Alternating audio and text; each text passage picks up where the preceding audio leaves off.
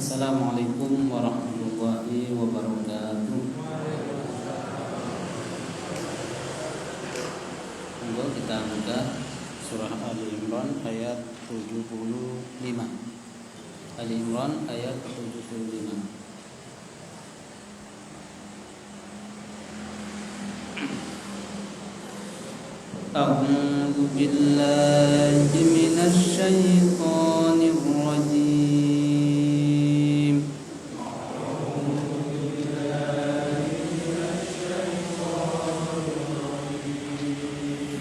Bismillahirrahmanirrahim.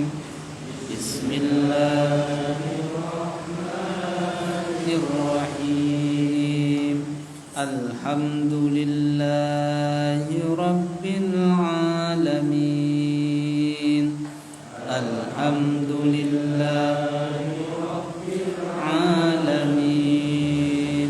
Ar-Rahmanir Rahim. Ar-Rahmanir Rahim. Maliki yaumiddin. Maliki yaumiddin. Iyyaka na'budu wa iyyaka nasta'in.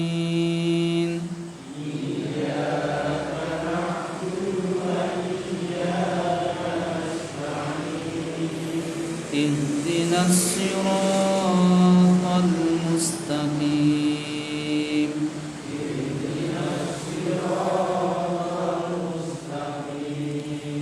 Siratal ladzina an'amta 'alaihim. Siratal ladzina an'amta 'alaihim ghairil maghdubi 'alaihim waladdallin. Ghairil maghdubi 'alaihim waladdallin. Amin. Wa min ahlil kitabi man in ta'manhu biqintarin yu'addihi ilaik. Wa min ahlil kitabi man in ta'manhu biqintarin yu'addihi ilaik. Wa minhum man in ta'manhu bidinarin la yu'addihi ilaika illa ma dumta 'alaihi qa'ima. Wa minhum man in ta'manhu bidinarin la yu'addihi la ma dumta 'alaihi qa'ima. Dzalika bi annahum qalu laisa 'alaina fil ummiyina sabil. Annahum qalu laisa 'alaina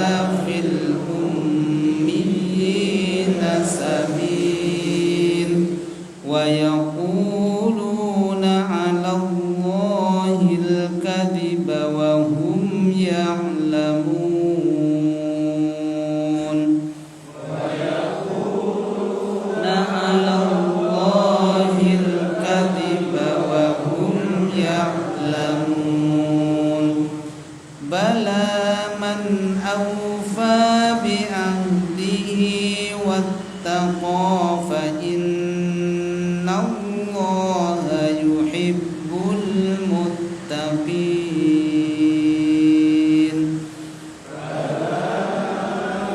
Awfa bi ahdihi wattaqa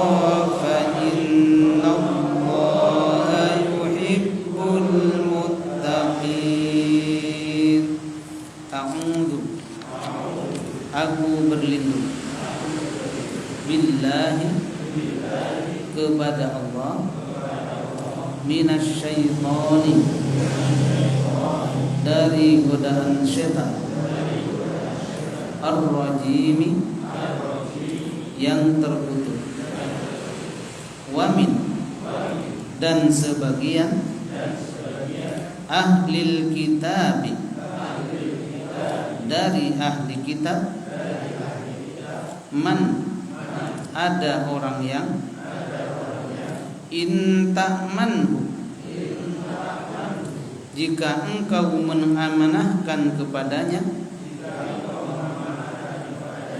bikin torin, dengan harta yang banyak, yu'addihi, mereka mengembalikannya, ilaika, kepadamu, wa minhum, dan sebagian dari mereka,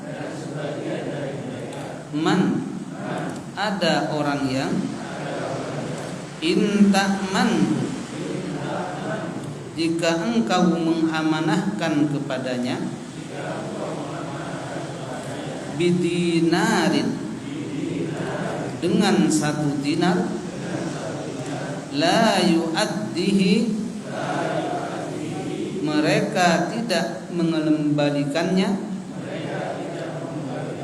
ilaika, kepadamu, illa, kecuali, madumta, engkau senantiasa, alaihi, atasnya, qaimah, menagihnya, dzalika, yang demikian itu, bi annahum, karena sesungguhnya mereka, qalu, mereka mengatakan, laisa alaina, tidak ada dosa bagi kami,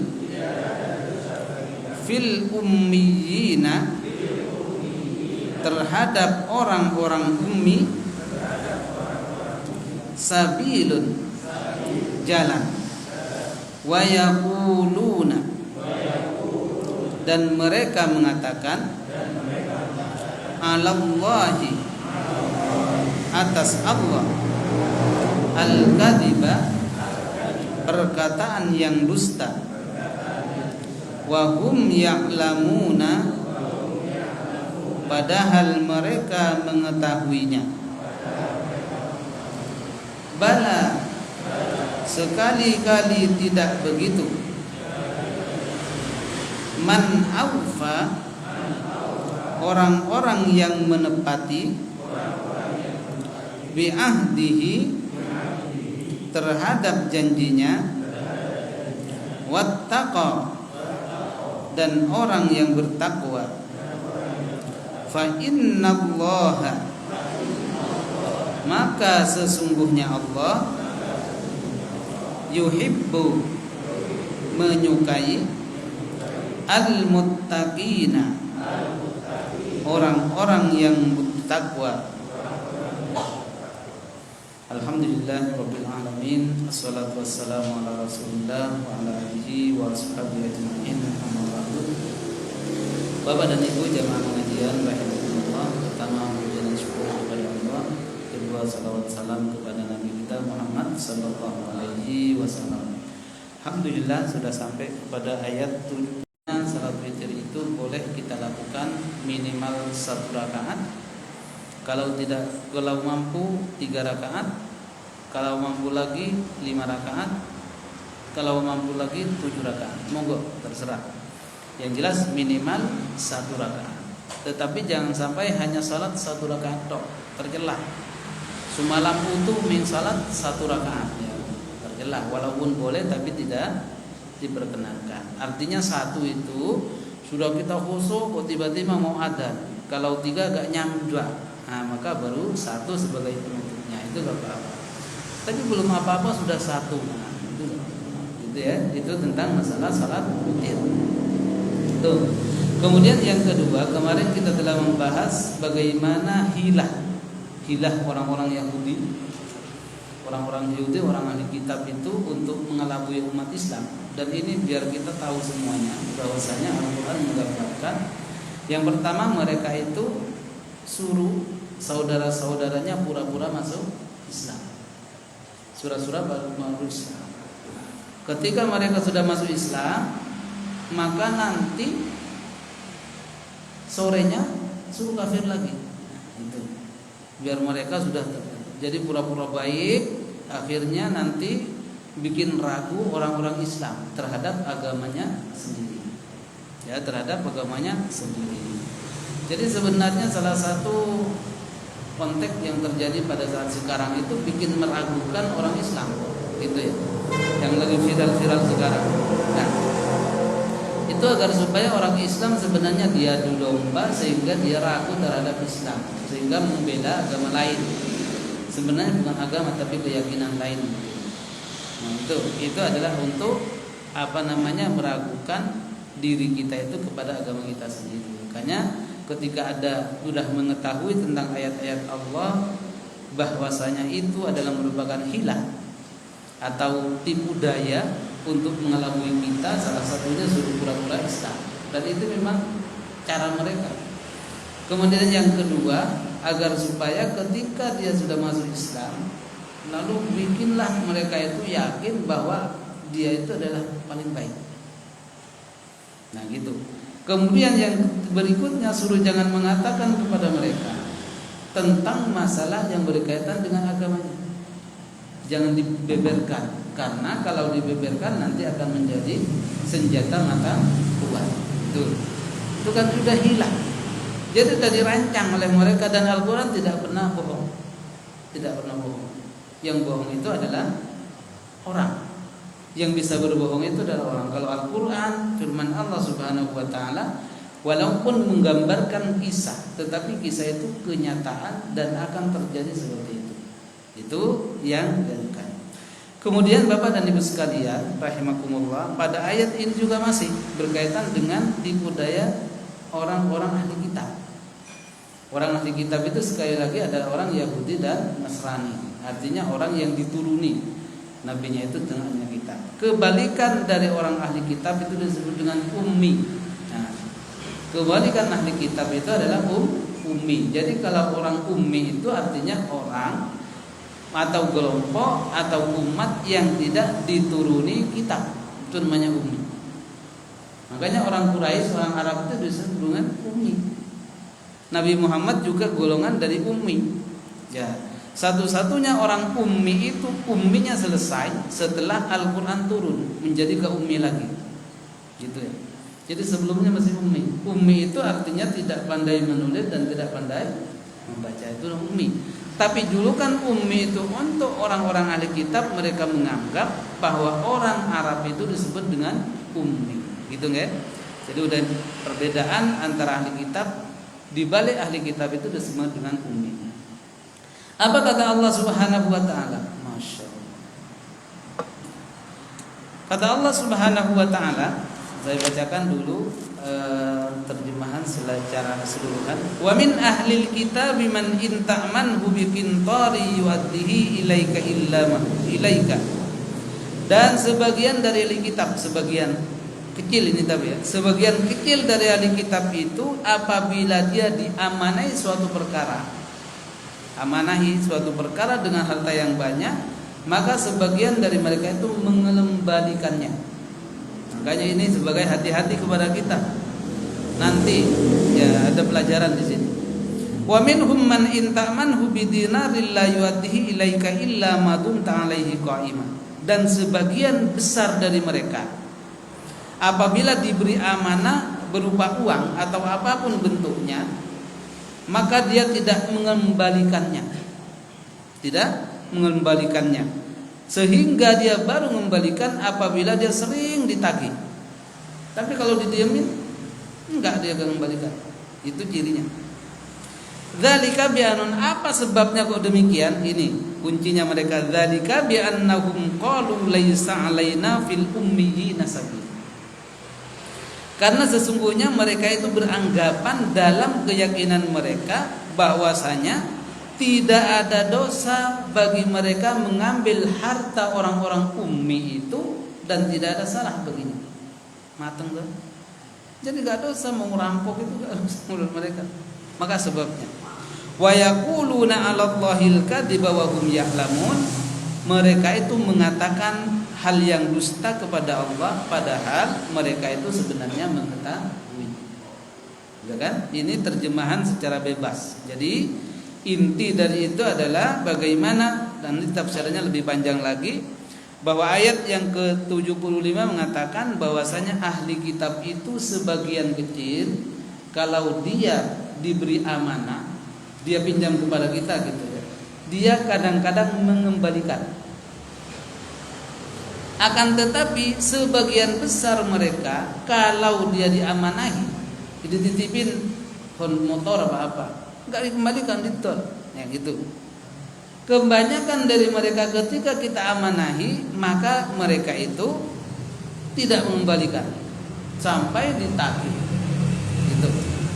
Apa anggapan mereka melakukan seperti itu? Karena menurut mereka itu mengambil atau tidak bayar apa yang dia kembalikan itu tidak dosa baginya.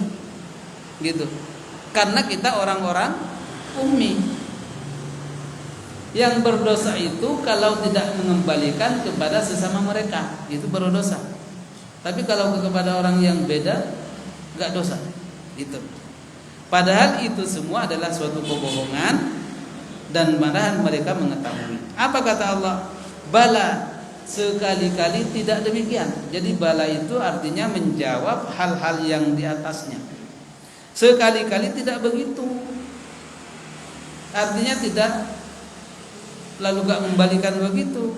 Akan tetapi man aufa bi ahdihi wattaqa. Hendaknya orang-orang itu kalau dia berjanji atau meminjam maka hendaknya dikembalikan dan bertakwanya. Arti takwa di sini adalah jangan sampai tidak mengembalikan maksudnya. Fa innallaha yuhibbul muttaqin, dan sesungguhnya Allah itu menyukai orang-orang yang bertakwa. Maka Bapak dan Ibu sekalian rahimakumullah, sebab turunnya ayat ini diriwayatkan bahwasanya diriwayatkan dari Nabi sallallahu alaihi wasallam fal ayat karimah, bahwa dulu pada zaman Nabi sallallahu alaihi wasallam ya ada seseorang yang dia pinjam kepada Abdullah bin Salam. Kita kenal Abdullah bin Salam kan? Abdullah bin Salam itu satu-satunya orang Yahudi yang dia masuk Islam terbaik, menjadi sahabat Nabi. Walaupun banyak dari orang Yahudi itu, tapi yang menjadi sahabat dan kemudian membantu Nabi dengan dalam perjuangannya adalah Abdullah bin Salam. Nanti ada kisahnya.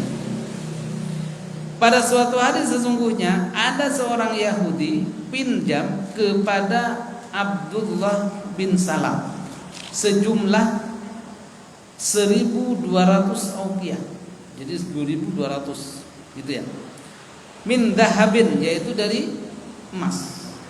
Fa'addaha ilaihi, lalu kemudian dikembalikan. Nah ini yang baik, dikembalikan.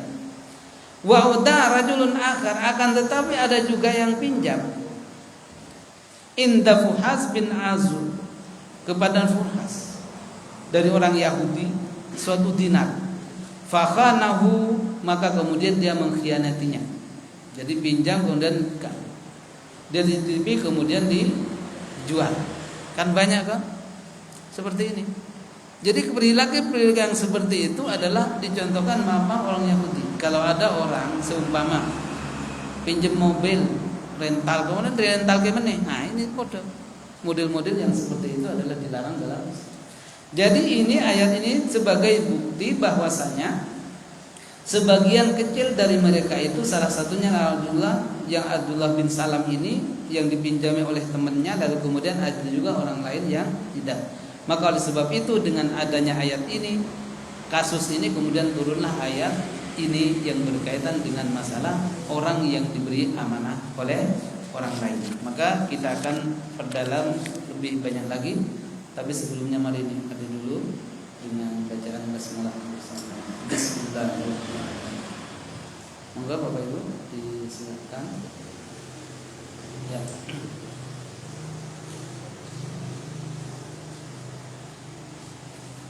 Ya. Jadi tidak mengurangi kenikmatan Bapak Ibu, kita lanjut biar agak banyak isinya, bahwasanya biar kita tahu gitu ya, bahwa ternyata jadi wamin ahlil kitab. Min itu berarti litab'id, mengatakan sebagian artinya. Min itu untuknya mengatakan atau bermakna sebagian, tidak semua. Sebagian ahli kitab itu man inta manhu biqintarin, bahwasanya apabila dia diberikan amanah oleh engkau, oleh kita maksudnya, qintar dengan harta yang banyak. Jadi antara qintar dengan dinar itu berkaitan dengan harta. Qintar itu harta yang banyak, kalau dinar itu hanya dikit gitu ya. Bisa ya? Kan di situ kan ada qintar, ada dinar. Ya. Jadi qintar itu adalah harta yang banyak. Apabila orang Yahudi itu dikasih amanah oleh orang lain selain orang Yahudi, harta yang banyak bentuknya apapun, maka ada sebagian dari mereka itu mengembalikan. Akan tetapi kebanyakan dari mereka apabila diamanahi suatu dinar, maka dia tidak mengembalikannya. Jadi dia amanahi sedikit aja tidak dikembalikan, apalagi dia amanahi banyak gitu maksudnya. Kalau yang tadi kan banyak dulu kemudian dikembalikan, kalau ini sedikit. Jadi dinar itu di sini maksudnya harta yang sedikit, kalau qintar di sini adalah harta yang banyak. Jadi kebagian dari mereka itu dititipi harta yang banyak kemudian dikembalikan. Akan tetapi kebanyakan dari mereka dititipin sedikit saja harta tidak dikembalikan, apalagi banyak. Itu maksudnya.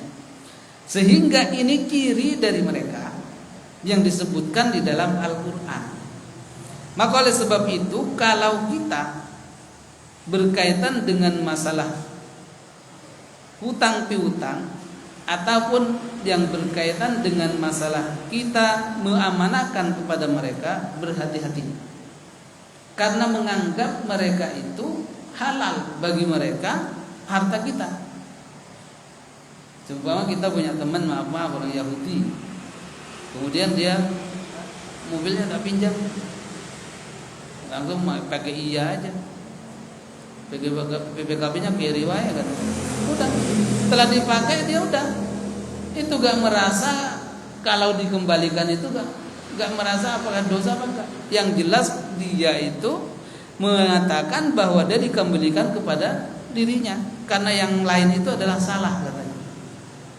Coba, ini kan bahaya ketika kita mengatakan seperti itu, terutama masalah-masalah yang berkaitan dengan harta.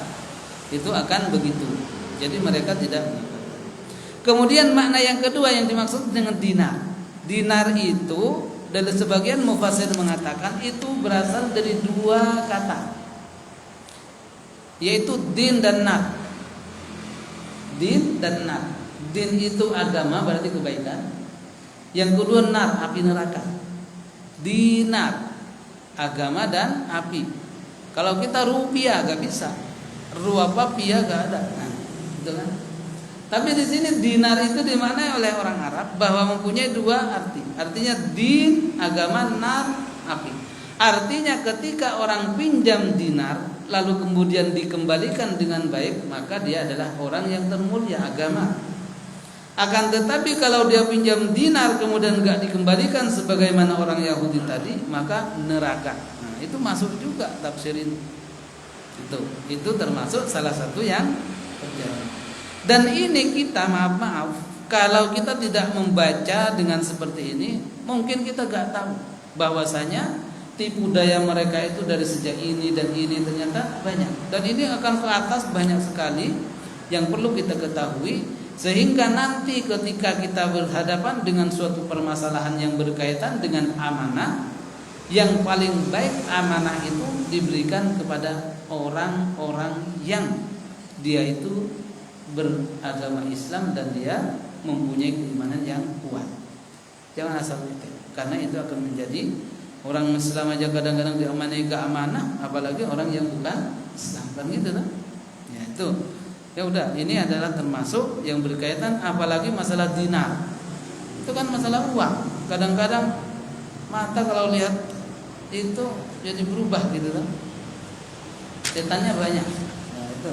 Sehingga udah, yang sekarang lagi viral itu kan bukan masalah ayat itu, akan tetapi yang masalah yang seperti ini. Maka itu kepada sekalian, Allah Subhanahu wa taala ingatkan kepada kita bahwa ini akan terjadi bukan hanya sekarang, akan tetapi sampai hari kiamat itu akan ada hal yang semacam ini. Suatu contoh, bahwasanya kan kalau kita kenal orang-orang yang Yahudi yang mereka itu masuk Islam karena kejujurannya itu banyak. Kalau orang Yahudi yang pertama adalah Abdullah bin Salam gitu ya. Kemudian yang kita kenal adalah Bukhairah. Ya, Bukhairah itu ada yang mengatakan pendeta Yahudi, ada juga yang mengatakan Nasrani. Tapi gak kalah pentingnya ada namanya Zaid bin Sam'an. Zaid bin Sam'an. Dia adalah tokoh Yahudi yang sangat besar. Akan tetapi dia dengan keyahudiannya itu dia bingung, hampir gak percaya bahwasanya Nabi Muhammad SAW itu keadaan beliau itu seperti apa yang dia baca dalam kitabnya. Subhanallah. Jadi ini kalau ahli ya dalam kitab Taurat dan Injil. Jadi Zaid bin Sam'ah ini suatu hari, jangan salah nama, Zaid bin Sam'ah. Karena Zaid itu banyak. Ada Zaid bin Sabit, ada Zaid bin Haritha gitu kan. Itu banyak. Itu namanya Zaid bin Sam'ah.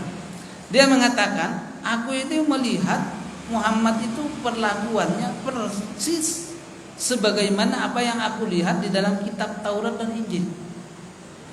Hanya saja aku penasaran satu yang belum aku lihat langsung katanya. Satu yang belum dia lihat langsung. Akhirnya untuk membuktikan kalau dia memang sesuai dengan apa yang katakan dan lihat itu, aku akan masuk Islam. Orang Yahudi itu susah masuk Islam. Akhirnya dia pas lagi Nabi Sallallahu Alaihi Wasallam ceramah, lalu kemudian dia dari belakang, karena orang Yahudi gak dikenal, langsung masuk ke depan. Setelah masuk ke depan gak permisi gak apa, langsung surban Nabi Muhammad kan begini, dicekik, ditarik gini, kecekik dia. Nah itu kalau kita akan membaca itu ada di tafsir Ibnu Katsir. Setelah dicekik seperti itu, lalu kemudian semua sahabat marah, termasuk Umar. Umar marah. Izinkan aku wahai Nabi untuk menyembelih orang ini. Dah Umar, jangan coy, gitu udah. Akhirnya pada saat itulah oleh Nabi Sallallahu Alaihi Wasallam, hei Yahudi ngapain kamu? Pokoknya kamu bayar hutang. Nabi pernah pinjam. Ini juga. Jadi orang pinjam kepada Yahudi itu belum waktunya tiba udah ditagih.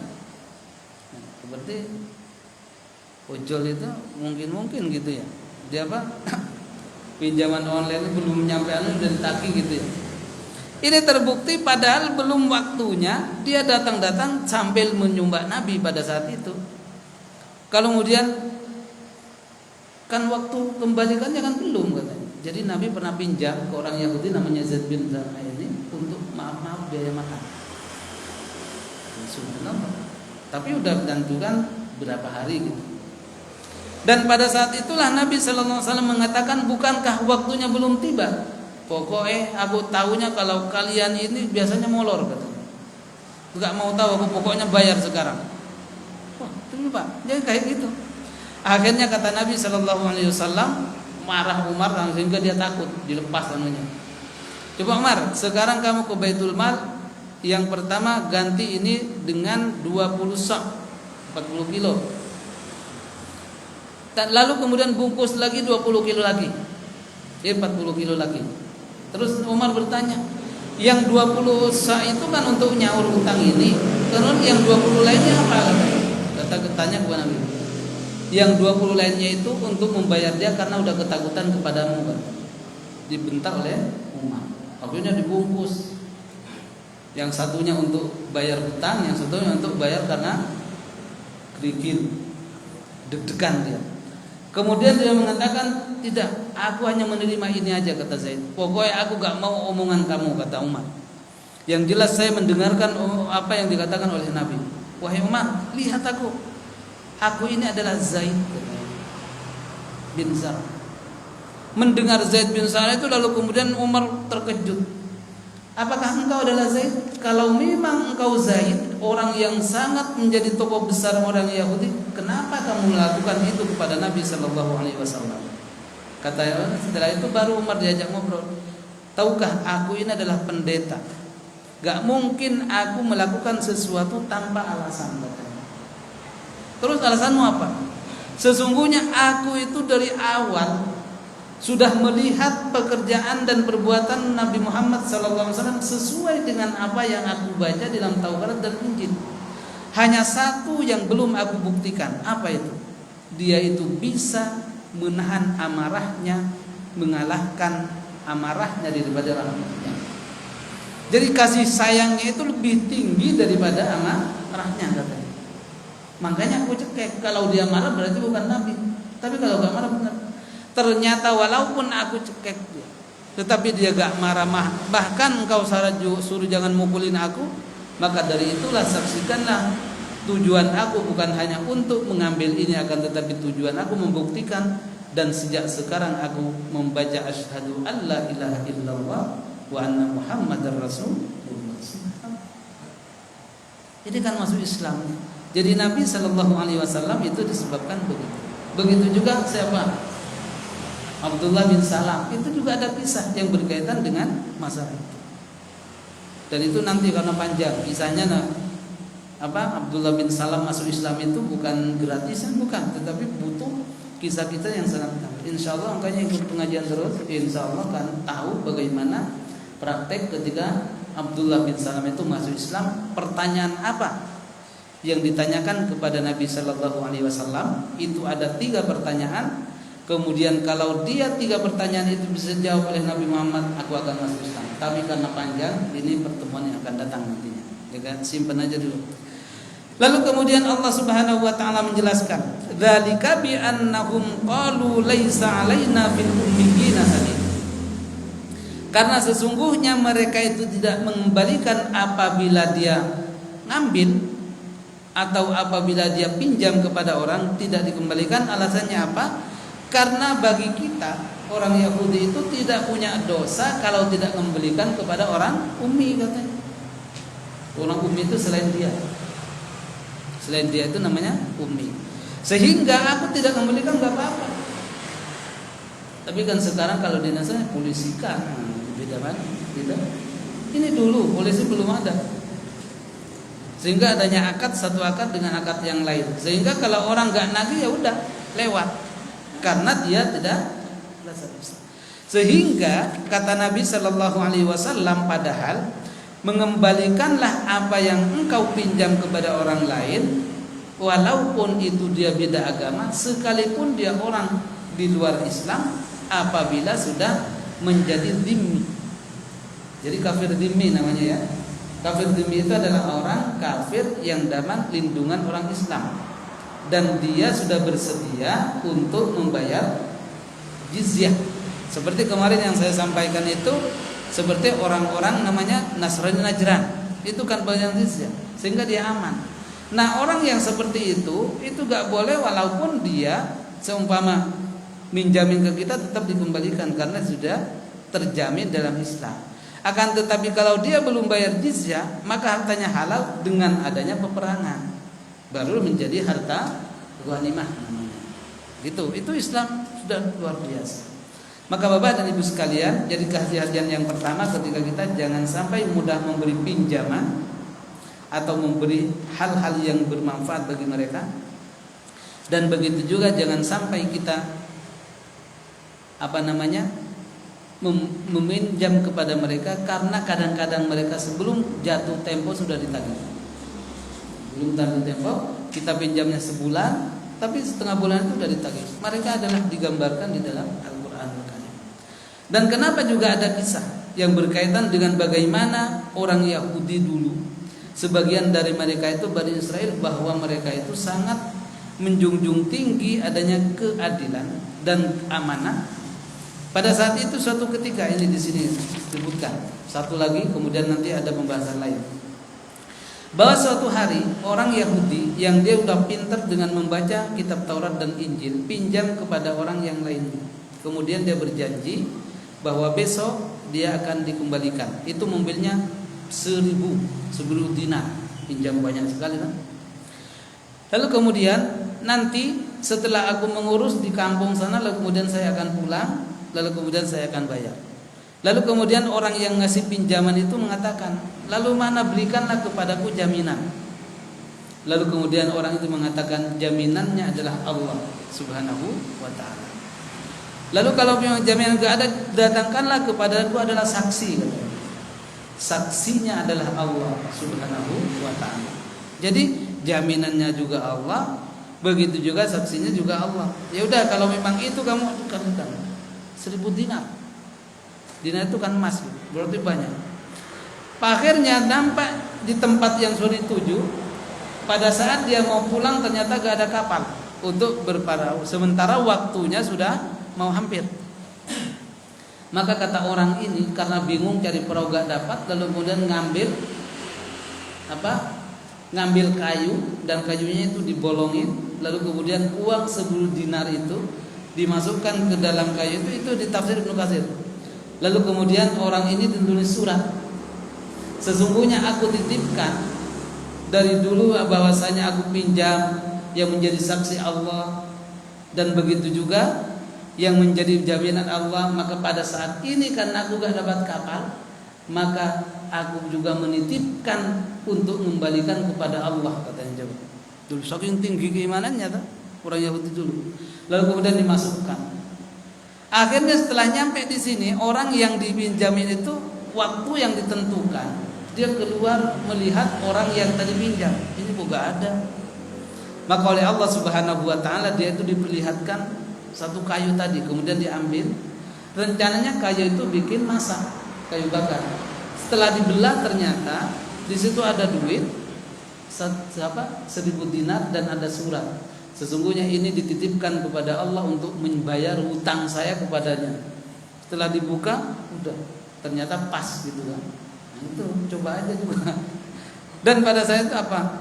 Dan pada saat setelah mendapatkan perahu, dia lalu kemudian pulang. Beberapa hari kemudian dia minta maaf bahwa saya telat karena gak ada perahu. Lalu kemudian mengatakan bahwasanya ketahuilah bahwa apa yang engkau titipkan itu kepada Allah sudah sampai kepada uang 1000 dinar itu. Padahal dia sudah membawa di 1000 dinar lagi untuk membayarnya. Tetapi karena dia ada, subhanallah, ini kan keyakinan kan tinggi keimanannya kepada Allah Subhanahu wa ta'ala. Jadi Bapak dan Ibu sekalian rahimahumullah, jadi itulah sebagian dari mereka itu ada dulu, sebagian kecil dicontohkan oleh dua pendeta. Yang pertama adalah Abdullah bin Salam, dan yang kedua adalah namanya Zaid tadi, yang menunjukkan bahwa sebagian dari mereka itu ada yang sesuai dengan kaidah. Akan tetapi kebanyakan mereka itu kalau pinjam atau diamanai tidak dikembalikan kepada yang berhak. Subhanallah. Ini kajian tafsir, karena masih ada waktu saya menyampaikan beberapa hal. Karena malam ini adalah hari ini beda, terserah. Yang jelas intinya di situ kita harus tahu, harus mengetahui bagaimana sih sebenarnya kisah Nabi Sallallahu Alaihi Wasallam ketika kita diperlihatkan adanya itu aja. Jadi ada hikmahnya, ada orang merayakan itu kan kita tahu ternyata begini. Coba kalau gak ada terus, itu gak akan hilang dari peradaban. Itu salah satu contoh. Poin yang pertama, dari Isra Mi'raj itu diperjalankan pada malam hari. Kenapa dimalamkan hari? Karena ibadah yang paling baik itu adalah pada malam hari. Itu Isra, hikmahnya ya. Jadi hikmah yang belum kita dengarkan di kebanyakan, tetapi ini beda gitu ya. Jadi yang pertama adalah kenapa di malam hari? Karena ibadah yang paling utama itu seperti salat, lalu kemudian juga zikir dan lain sebagainya itu pada malam hari. Maka Nabi sallallahu alaihi wasallam diisrakan pada malam hari, sehingga disebut dengan Isra. Kemudian yang kedua, kenapa beliau itu diperjalankan dari Masjidil Haram ke Masjidil Aqsa, enggak langsung ke atas gitu ke pakai Masjidil Aqsa? Dan kenapa startnya itu di Mekah? Gitu. Maka di sini ada pelajaran di dalam kitab namanya Rahimul Maktum. Di sana disebutkan bahwasanya yang pertama, dan itu boleh kita cek juga, bahwasanya penciptaan alam bumi dunia ini pertama kali itu titik awalnya di Mekah, di Ka'bah itu. Ciptakan bumi itu bukan di Sleman, sana dulu. Baru melebar nah, nyampe dalam kita. Itu yang pertama. Sehingga startnya itu harus dimulai dengan adanya itu. Coba kita baca, nanti coba string atau apa akan muncul begitu. Itu kan ilmu. Sehingga Allah Subhanahu wa taala memulainya dari Mekah itu bukan apa? Karena memang titik awal dunia itu diciptakan bahwasanya itu di kawasan Mekah. Jadi di Ka'bah itu kemudian melebar nyampe ke sini. Lalu kemudian kenapa di Palestina? Di Baitul Maqdis, Baitul Aqsa. Karena Masjidil Aqsa itu adalah titik terakhir. Jadi orang nanti alam mahsyar itu bukan di Bantul, bukan, tapi di sana, di Palestina. Jadi nanti orang ketika berkumpul setelah kehidupan ini, kematian sudah selesai, dibangkitkan oleh Allah Subhanahu wa taala, maka titik kumpulnya untuk alam mahsyarnya adalah di Baitul Maqdis. Itu kan masuk akal, karena itu ada beberapa kitab dan buku yang menunjukkan. Maka oleh sebab itulah ini salah satu hikmah yang mungkin belum kita dengar atau mendengar sebagiannya, bahwa titik pertama ini lalu kemudian, dan ini menunjukkan bahwasanya ini adalah termasuk yang mulia. Dan apa dari masjid ke masjid ini? Karena Masjidil Haram itu adalah masjid pertama kali diciptakan di muka bumi. Lalu kemana kepada Masjidil Aqsa? Masjidil Aqsa itu adalah masjid kedua diciptakan, dibangun di muka bumi ini. Yang masjid yang pertama adalah Masjidil Haram, kemudian yang kedua adalah Masjidil Aqsa. Jaraknya 50 tahun dalam hadis Nabi sallallahu alaihi wasallam. Sehingga kemuliaannya lebih banyak. Masjidil Aqsa dan Masjidil Haram itu sama-sama mempunyai kemuliaan. Yang mana urutan pertama kemuliaannya adalah di Masjidil Haram 100.000 kali kalau kita beribadah. Sementara yang kedua adalah Masjid Nabawi 1000 kali. Kemudian yang ketiga adalah Masjidil Aqsa 500 kali. Oleh sebab itu ini keutamaan. Jadi dari segi penciptaan adalah yang kedua, dari segi kemuliaan Masjidil Aqsa itu ketiga setelah Masjid Nabawi. Itulah maka yang mulia itu tentu ada kemuliaan. Lalu kemudian bertemulah Nabi sallallahu alaihi wasallam Isra dan Mi'raj, lalu kemudian dipertemukan. Salah satunya adalah bertemu dengan Nabi Yusuf pada langit ketiga, gitu. Nabi Yusuf. Lalu kenapa ditemukan dengan Nabi? Salah satu kisahnya di sini. Bahwasanya pada saat ketemu dengan Nabi Yusuf, Nabi Muhammad kaget. Ini tidak pernah aku temui orang yang ganteng kayak gini. Ini siapa wahai Nabi? Wahai Jibril. Lalu dikatakan bahwa dia adalah yang disebut dengan Yusuf, orang terganteng separuh dunia. Setelah ngajak, ya coba. Tapi kamu jangan heran, coba pakai cermin lalu lihat siapa yang lebih ganteng, katanya. Ternyata lebih ganteng Nabi Muhammad sallallahu alaihi wasallam.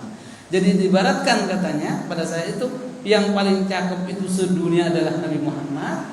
Jadi separuhnya itu Nabi Yusuf. Jadi kalau bawahnya lagi Nabi yang lain di bawahnya. Berapa persennya? Kalau kita mungkin 2% apa berapa gitu kan? Iya, kan memang gitu urutannya. Jadi Nabi Yusuf kemudian nabi-nabi yang lain. Jadi semuanya nabi itu cakep-cakep, tapi ada yang tingkat yang paling tinggi. Nah, gitu. Jadi turun ke kita. Karena kita 2% apa 1% nggak tahu ya. Yang jelas ada. Itu yang berkaitan, sehingga itu sebenarnya dalam Isra Mi'raj. Ini pertemukannya dengan Yusuf. Kemudian juga kalau salat 50 waktu itu sudah selesai, itu biasanya sering. Yang kemudian yang terakhir, ketika selesai melakukan Isra dan Mi'raj, Nabi sallallahu alaihi wasallam itu berada di kota Mekah.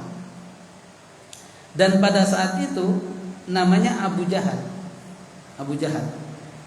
Abul Hakam, panggilannya itu Abul Hakam. Tapi orang Nabi Muhammad manggilnya Abu Jahal. Apa sebabnya dipanggil Abu Jahal? Siapa yang bisa nanti tak kasih hadiah teh? Gak ada? Oh yaudah tak jelasin. Kenapa dinamakan Abu Jahal? Abu Jahal itu dinamakan bapak bodoh karena udah jelas-jelas dia bermusuhan dengan Nabi Sallallahu Alaihi Wasallam. Akan tetapi tiap malam itu mendengarkan Nabi baca Al-Quran. Sehingga di pojok sini Abu Sufyan sebelah sana dengerin terus. Pulang ketemu sama Abu Sufyan sama-sama dengerin. Ngapain lo? Dengerin Al-Quran. Jangan rame-rame katanya. Kenapa? Nanti ketahuan orang ribut kan. Pokoknya kita berjanji kalau ini sampai ketahuan umat bahaya. Ya udah besok gak usah janjian. Kiranya besoknya gak si Sufyan itu juga dengerin lagi. Abu Jahal juga. Pas kepulangnya ketemu lagi. Nah, ketemu mana katanya. Ternyata inilah sudah jelas-jelas bermusuh Nabi dengan Nabi tapi masih dengerin Al-Quran. Lalu dia mengatakan, bagaimana tentang Al-Quran yang kamu dengarkan? Coba perkataan Abu Jahal. Sesungguhnya aku itu melihat apa yang dibaca oleh Muhammad dari Al-Quran itu benar. Nabi Muhammad itu Nabi. Hanya saja aku kalau harus beriman kepadanya, padahal aku dari awal itu sudah bermusuhan. Aku gengsi katanya. Sebenarnya hatiku ini gak kuat katanya. Makanya matinya mati celoboh. Padahal artinya itu Islam. Sehingga kata Nabi Sallallahu Alaihi Wasallam, Allahumma Islam bi umaraini. Ya Allah, jadikanlah Islam ini mulia dengan masuknya salah satu dua Umar. Yang pertama Umar bin Khattab, yang kedua Amr bin Hisham. Abu Jahal itu nama aslinya adalah Amr bin Hisham. Kita kenalnya Abu Jahal tapi Abu Hisham gak kenal. Nah itu. Sehingga itulah. Maka pada saat itu juga tertarik. Lalu kemudian yang terakhir Bapak dan Ibu sekalian, bagaimana Abu Bakar As-Siddiq diangkat dan dapat gelar As-Siddiq? Karena pada saat itu mereka sudah gak percaya, tinggal satu saja orang yang tidak dikompori pada saat itu. Jadi Nabi SAW menceritakan kepadanya bahwa tadi malam aku Isra Mi'raj kepada Abu Jahal tadi. Bagaimana Abu Jahal? Wah masa. Akhirnya kepada Abu Bakar, semuanya orang sudah pada ragu, lalu kemudian tinggal satu yang belum. Kalau sudah Abu Bakar ini gak percaya, udah selesai. Akhirnya datang kepada Abu Bakar. Abu Bakar pada itu di kebun. Mereka sama-sama ke kebun, lalu kemudian dikatakan, Abu Bakar, itu temanmu Muhammad itu gila. Kenapa? Masa Isra katanya ke Masjidil Aqsa setengah malam, padahal perjalanan 1 bulan. Kan gak masuk akal. Kata Abu Bakar, walaupun dia lebih dari itu, aku akan percaya kalau yang mengatakan itu Muhammad. Matang juga jadinya. Bahkan sampai-sampai kata Abu Bakar, seandainya Nabi Muhammad ini tembok ini putih, lalu kata Nabi Muhammad hitam, saya percaya kalau hitam. Berarti yang disalahkan mataku, bukan Nabi Muhammad. Itu dari saking kuat keimanannya kepada Nabi Sallallahu Alaihi Wasallam. Sehingga pantaslah. Maka pada saat itulah Nabi Muhammad diminta oleh Abu Bakar, wahai Abu Muhammad, minta biar semua orang-orang yang ahli berdagang ini mengetahui bagaimana kisah di sana Masjidil Aqsa itu bagaimana, coba ceritakan. Maka Nabi Muhammad menceritakan semua, lorongnya bagaimana, karpetnya apa, itu semua diceritakan. Dan semua tidak ada yang membantah. Lalu kemudian kata Nabi Muhammad, satu lagi, kalau kamu tidak percaya bahwa aku dari sana, besok itu akan datang kafilah dan dia berdagang dari Syam pulang ke Mekah, 2 hari lagi nyampe, dan dia kehilangan untanya. Lalu aku teriak di atas, untamu itu ada di lembah ini, dan lu kemudian ambillah untamu. Jadi di atas nih burak itu mengatakan, unta kamu ada yang hilang untanya, dan ternyata unta itu berada di lembah. Dikatakan oleh Nabi Muhammad, unta kamu sebelah sana, ambillah ke sana. Lalu orang ini mengambil suara ke sana. Lalu ditemukan 2 hari sebelumnya untuk membuktikan Nabi Muhammad itu benar, semua orang Mekah itu berkumpul di pintu Mekah. Setelah masuk 12 orang kan, yang pertama ini putih, lalu kemudian namanya siapa, benar semuanya. Subhanallah. Ini adalah kekuasaan Allah Subhanahu wa taala yang diberikan kepada Nabi sallallahu alaihi wasallam pada waktu Isra dan Mi'raj. Waktunya sudah lewat, insyaallah kita sambung lagi minggu yang akan datang. Kisah-kisah yang seperti ini memang banyak kita dengar, tapi untuk meyakinkan saja bahwa ini adalah benar-benar dari Nabi Sallallahu Alaihi Wasallam. Bapak Ibu dan sekalian, mudah-mudahan kita diberi kesehatan oleh Allah Subhanahu Wa Taala dan bisa bertemu lagi di lain waktu. Mari kita akhiri, kita tutup dengan sama-sama membaca doa kafaratul majlis. Subhanakallahumma wa bihamdika asyhadu an la ilaha illa anta astaghfiruka wa atubu ilaik. Wassalamualaikum warahmatullahi wabarakatuh.